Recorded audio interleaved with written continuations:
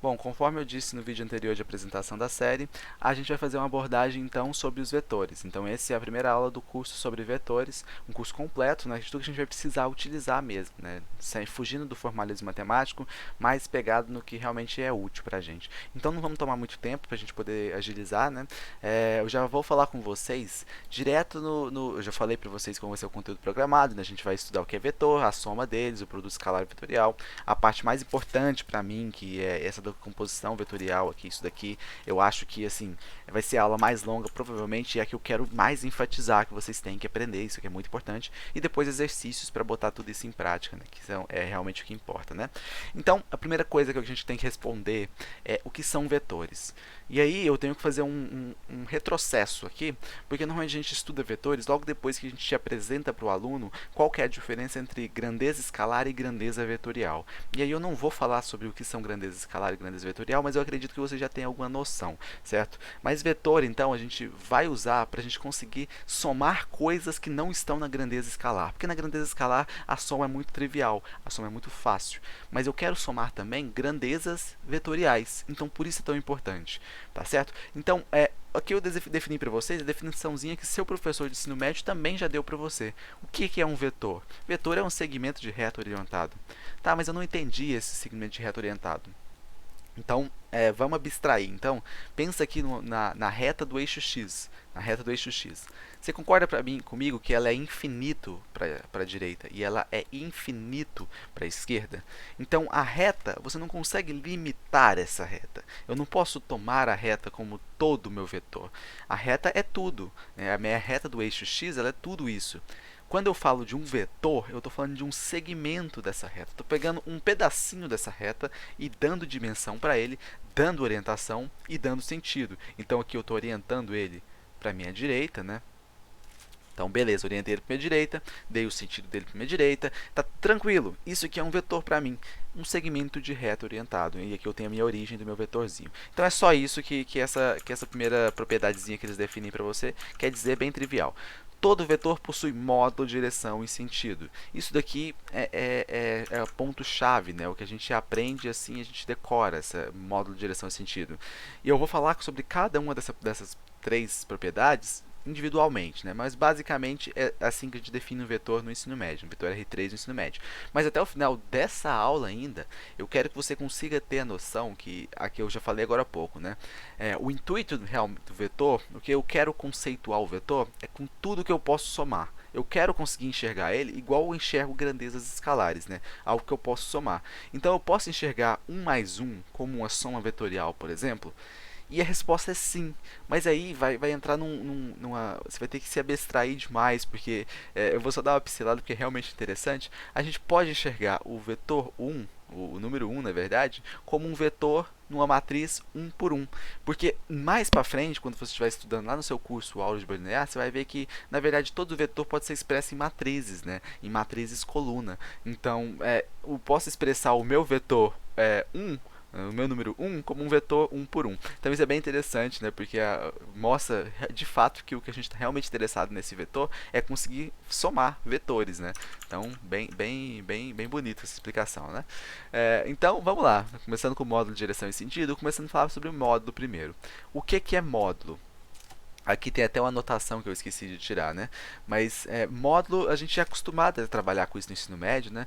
Que é aqueles dois pauzinhos assim, que ficam em volta de alguma coisa, né? Então, se eu tenho aqui um menos 4, por exemplo, eu sei que o módulo de menos 4 é 4. Ele vai transformar, né, esse menos 4 em positivo. Quando eu digo que o vetor tem módulo, eu quero simplesmente te dizer que, para mim, não faz diferença, não faz a menor diferença o caminho que eu estou dando para esse vetor. Por exemplo, eu posso ter um vetor negativo ou um vetor positivo. Em módulo, ele tem o mesmo tamanho. Então, o módulo, para mim, ele significa a grandeza, de fato, o tamanho desse vetor. Então, quando eu quero falar de um vetor, eu estou sempre interessado só no tamanho dele. Eu não estou muito interessado se ele está para a direita ou para a esquerda, se ele é menos, se ele é mais. Porque no final ele vai expressar um tamanho de segmento de reta. E esse tamanho vem sempre em módulo, tá certo? O menos e o mais a gente vai falar já já, certo? Direção. Direção é uma coisa interessante que muitas vezes o aluno tem uma dificuldade de diferenciar direção e sentido. E aí, para esclarecer essa dúvida, o que eu sempre faço é, imagina que você está caminhando em cima de uma reta. Imagina que aqui eu tenho o meu eixo X, aqui eu tenho o meu eixo X. Vou colocar de outra cor, não gostei desse branco não. Vou colocar de outra cor aqui, colocar de vermelho. Você está andando em cima do eixo X. Esse é seu eixo X, tá certo? Você está andando em cima do seu eixo X e aqui o que você vai ter? Aqui é você. Opa, feio, né? Aqui é você. Beleza? Você está aqui em cima do eixo X, esse é seu eixo X. Você concorda que se eu andar para cá ou se eu andar para cá, eu continuo no eixo X? Então, beleza, você entendeu o que é direção. Direção é todo o eixo X. Eu estou orientando o meu eixo em alguma coordenada, que no caso é a coordenada cartesiana, né, que é o do plano x, y, z, R3. Então, se eu orientei no meu plano cartesiano, eu tenho uma reta, um eixo X, uma reta infinita. Se eu andei em cima da reta, não interessa se eu estou andando para a esquerda ou para a direita, eu estou sempre em cima da reta. Tá certo? Então, o que eu defini aqui para vocês foi o seguinte: direção é todo vetor descrito por um segmento pertencente a um plano de coordenadas, que no caso aqui eu coloquei entre aspas, cartesiano. Então, é basicamente o que eu acabei de explicar para você, né? Ele pertence a um plano, né, que eu chamei de cartesiano, e tudo que está em cima desse plano, no eixo, né, é minha direção. Então, tranquilo, né? Vamos direto para a segunda parte, que é o que dá problema, é a confusão entre os dois, né? Que é o sentido. Você vê que eu fiz até alguns rabiscos aqui antes, para não esquecer de falar isso, né? Porque a primeira coisa que eu pensei para poder exemplificar isso de uma maneira mais clara foi trabalhar com o sistema polar, né? No sistema, em vez de falar do sistema cartesiano, falar do sistema de coordenadas polares. Mas eu acho que ficou muito abstrato. Mas vamos tentar ver se vocês entendem. Se vocês entenderem, me falem. Quando eu estou falando do sistema de coordenadas polares, estou falando basicamente do meu eixo, né, da minha circunferência perfeita, né, da minha trigonometria, o eixo de 2π e tudo mais. Eu tentei desenhar essa circunferência aqui pra gente, tá? Então essa aqui é a nossa circunferência, tá bom? E o que eu quero que vocês entendam é o seguinte: se eu estou andando essa circunferência em cima dessa circunferência, igual eu fiz no exercício anterior, em cima da circunferência, só que no sentido horário, beleza, ainda é uma coisa. No sentido anti-horário, é outra coisa. Eu posso até completar todo a circunferência, completar todo o 2π, beleza? Mas eu andei ela em sentido diferente. Uma eu fui pelo sentido anti-horário, outra eu fui pelo sentido horário, certo? Então, isso é uma noção assim mais abstrata, né? mais assim, fugindo do plano cartesiano. Mas do plano cartesiano isso é bem similar e é bem mais fácil de se entender. Porque, por exemplo, eu tenho aqui meu eixo X, que eu desenhei aqui para vocês, e meu eixo Y. Eu poderia ter também meu eixo Z, né? Falando do R3, eu posso ter meu eixo Z aqui também. Mas por aqui não vai interessar pra gente ainda não. Eu tenho meu eixo X, meu eixo Y. Se eu orientar o meu menos no sentido negativo, de fato, do meu eixo X, eu tomei o meu zero na origem, beleza? Tudo que está à direita do meu zero, eu vou chamar de positivo. Tudo que está à esquerda é meu negativo. Então é só isso. Se eu orientei esse meu Bzinho aqui no sentido negativo de x, bom, então meu Bzinho é negativo. E esse negativo, lembre-se, ele só serve para isso. Ele só serve para dar o sentido do seu vetor. Ele não é que seu número é negativo. Seu número continua sendo em módulo. O número só expressa o tamanho, a dimensão desse vetor. O sinal só expressa o sentido. Isso é o mais importante dessas três propriedadezinhas, certo? Então, o que eu escrevi aqui para vocês: após a adoção de um sistema de coordenadas cartesianos, todo vetor possui uma orientação negativa a partir do eixo zero adotado, que foi o que eu acabei de explicar para vocês, certo? Então, como eu disse aqui também, observação: o sentido vai nos dar o sinal que acompanha aquele vetor. Então, se eu orientei a partir da esquerda do meu eixo zero, esse é o sentido que eu vou ter que adotar, negativo no caso, certo? Então, beleza, mas para que serve vetor? Você pode estar perguntando. Eu já adiantei para você, né, que quando a gente está falando lá de grandeza escalar e vetorial, a gente consegue somar grandeza escalar, mas a gente não consegue somar grandezas vetoriais. Então, o vetor é isso, né? Então, como eu escrevi aqui para vocês, os vetores servem para nos ajudar na hora de somarmos grandezas em direções opostas. Ou seja, a gente está trabalhando agora com grandezas vetoriais, não mais grandezas escalares. A gente quer somar isso, a gente quer conseguir tirar uma resultante disso, só que a soma não respeita os princípios da soma escalar. Então, não é uma grandeza escalar, não é que nem a temperatura, não é que nem eu estou lá com 20 graus Celsius e eu quero subtrair 4 graus Celsius e eu consigo fazer isso numa boa. Vetor não é assim, sabe? Não é uma grandeza desse tipo, mas eu consigo somar e é isso que vai interessar pra gente. Então, logo embaixo eu coloquei: com as três informações de um vetor em R3, conseguimos identificar exatamente onde ele está, qual a sua dimensão, orientação e sentido. Isso aqui é muito importante pra gente, né? Porque, repare, vou te dar três informações sobre o vetor x, y, z, e a partir daí você consegue desenhar ele no seu plano. E não interessa, opa, desculpa, eu bati aqui, não interessa o quão esse plano seja rebuscado, né? Você sempre vai conseguir encontrar um vetor que vai corresponder a esse plano se você tiver essas três características dele, certo? Então aqui eu fiz um vetor t para a gente orientar, para a gente conseguir ilustrar isso daqui. Esse é meu vetor t, e eu falei para você que ele está no posição x, que é igual a 6, na posição y, que vale 2, e na posição z, que vale 8. Baseado nisso, eu consigo traçar esse vetor com a maior facilidade do mundo. Então, basicamente, é isso. Olha, eu escrevi aqui embaixo para você. O que significa isso?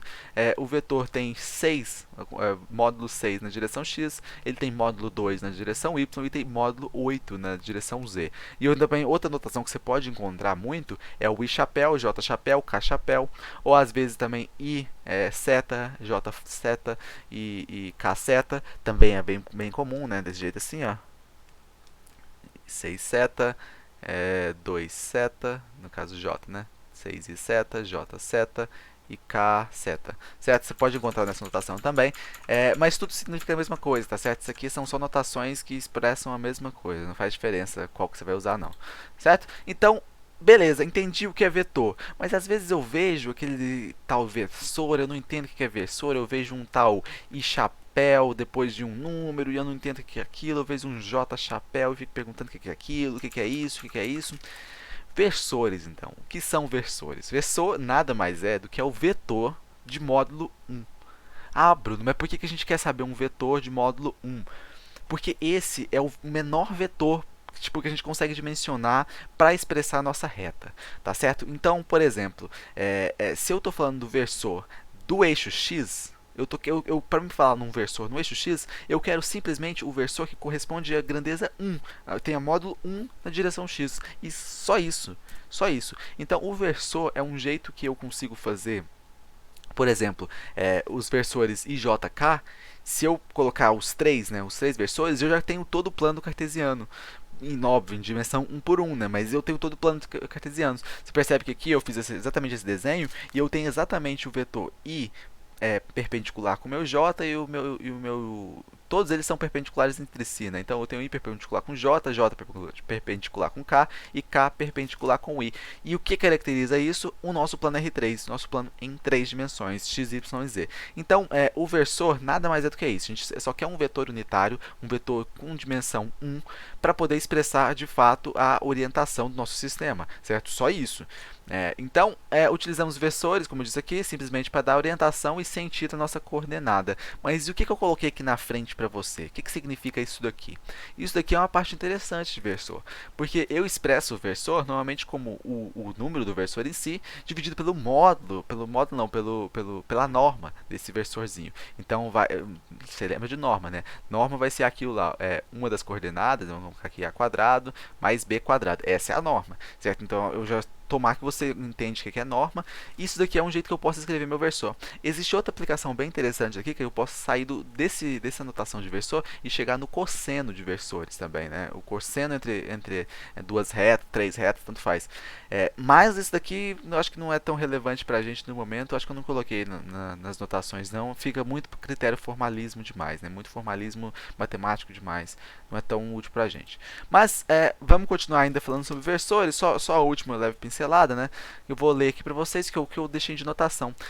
Quando a gente está falando de versores, a gente está falando de uma matriz 3 por 1 que respeita a seguinte forma. E é exatamente o que eu falei para vocês, né? A ideia da gente lá do início da aula era conseguir visualizar vetores não mais como algo abstrato, algo com uma flechinha em cima, mas enxergar vetores, né, como matrizes coluna, né, uma matriz coluna, uma matriz com 3 linhas, né, e uma coluna.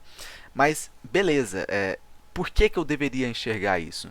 Porque você repara que quando eu estou falando, por exemplo, do meu versor de i, o meu versor de i corresponde exatamente ao meu eixo x, né? Como eu disse para você, ele tem grandeza 1, né? Então o tamanho dele é 1. Se eu tenho o meu vetor grandeza 1 na direção x, você concorda que eu tenho 1 na direção x e 0 em todas as outras dimensões? Então eu não tenho nenhum valor na direção y, nenhum valor na direção z. E isso corresponde também para o nosso vetor j, que não vai ter nada na direção x nem y, e o nosso vetor k, que não vai ter nada na direção y e z, y e x, perdão. Não vai ter nada. Então, esses versores, eles expressam exatamente o nosso plano cartesiano, nas suas respectivas, né, orientações. E é muito interessante a gente conseguir enxergar eles dessa forma. Então, eu queria realmente que vocês saíssem dessa aula com essa visão, né, de versores. Né? Versores, para a gente conseguir expressar bem, é isso. Tá bom? Aqui, óbvio, eu poderia tomar a norma aqui só para mostrar para vocês que vai dar exatamente 1, né? Mas não faz diferença aqui, porque vocês vão ver que quando eu fizer isso aqui, 1 dividido por 1 raiz de 1 ao quadrado, raiz de 1 ao quadrado continua sendo 1, né? Então, o que vai mudar aqui, nada. Então, eu vou continuar, tipo, sei lá, na raiz vai ter 1 ao quadrado mais 0 ao quadrado mais 0 ao quadrado, né? Isso aqui obviamente, vai dar 1 ao quadrado, né? 1 ao quadrado, 1, raiz de 1, 1, não vai mudar nada, vai ser 1 dividido por 1, esse vetor vai ter módulo 1, né? Mas eu não vou nem abrir essa conta, né, de jeito assim mais formal, porque é muito trivial, mas é basicamente assim que a gente trabalha com versores, tá certo?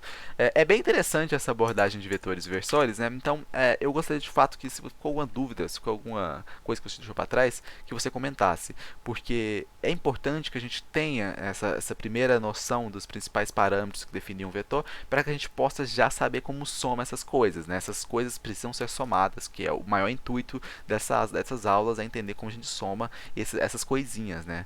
Então, se você gostou da aula, deixa seu like, comenta, compartilha com seus amigos, né?